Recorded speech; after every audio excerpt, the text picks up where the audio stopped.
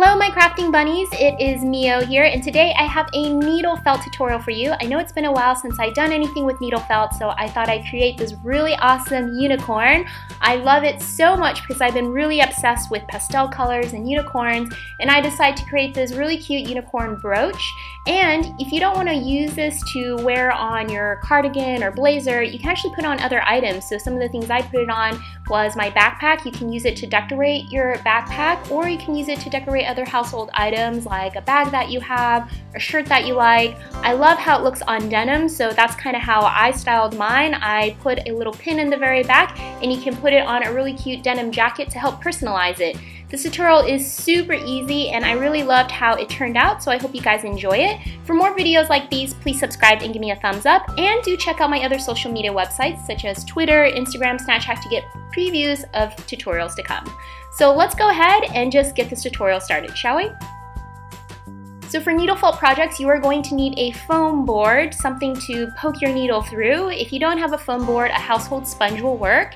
And of course, a felting needle. This is a very special needle that is used specifically for needle felting. A regular needle will not work. So you're going to need these two items, and of course you're going to need some wool. You can buy wool at your local craft store. I got this from Daiso. It was $1.50 and you get like 4 different colors, but you can buy them at Hobby Lobby or online. I'm going to start off with the white wool, and I'm going to pretty much roll it into a small little flat ball and just kind of start needle felting away. With wool, they actually have a lot of small cross links that you can't see, and when you place your needle through the wool, it causes the cross links to kink and hold its shape. So that's pretty much all needle felting is. If you just poke your needle in your wool long enough, it kind of takes the shape of where you put the needle in. I started by needle felting a pancake. Once you have flattened one side, flip it over, continue to needle felt until the whole piece is really flat, and now I'm going to make it into the shape of unicorn head.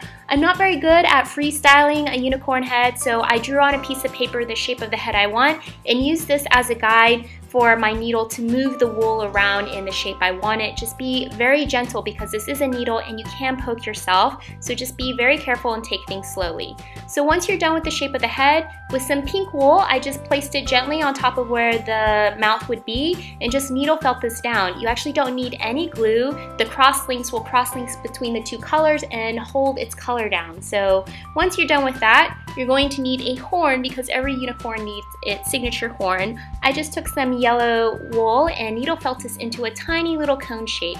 Once you're happy with the shape of the cone, you're going to need to add some extra details on it. So I just took the needle and needled across small little dots across one line, and you'll notice that it forms a little dent, and I did this 3 times to form the little dents marks of what looks like a unicorn's horn. Once you're happy with the horn, go ahead and position it on the unicorn's head, and of course needle felt the horn down. Again, you don't need any glue, just take some time and care to needle felt the two together. And with some black wool, I kind of rolled it into a little string and gently needle felt a little eye on one side. This took actually a really long time because you have to be very careful and precise with this, so make sure you take your time. And the rest of unicorn is just its mane. So I took different colors of wool and I needle felt it into what looks like teardrop shapes or raindrop shapes. So I have this in pink, mint green, a lavender blue color, and just gently needle felt them in all different shapes and sizes. I have the smallest one about 1 centimeter, like this mint green one you see here that I formed the bangs, and I have some up to like 1 inch long.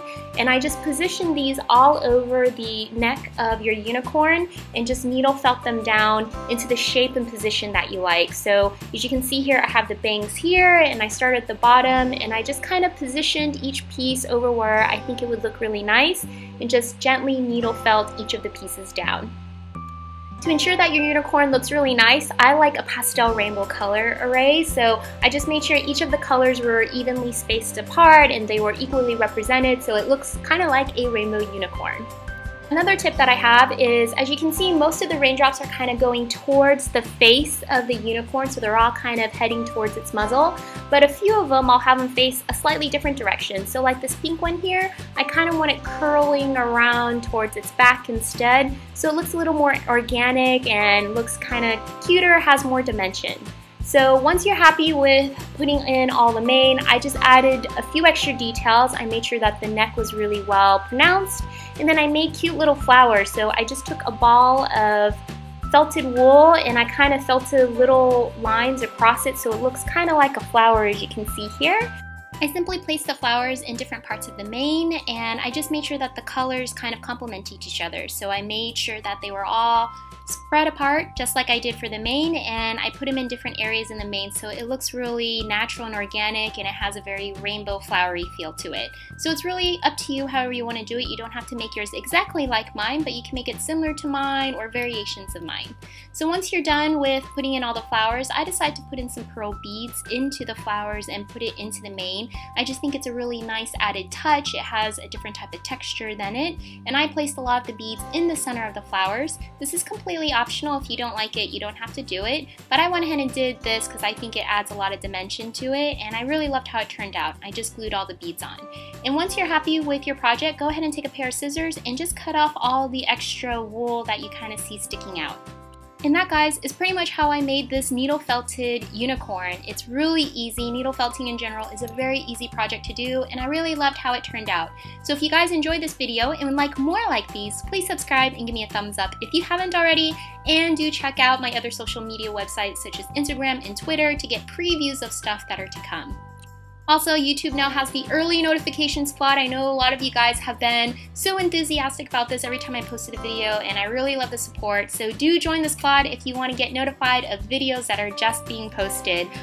I really love how this project turned out. I think this unicorn is perfect for decorating a backpack or putting on your denim jacket to add a little bit of personalization to it, especially if you love unicorns. I think this is the perfect decorative item. I had a lot of fun creating it, and I really hope you guys enjoyed this video. Please stay tuned for more videos to come. I'll post soon, all right? See you later. Bye.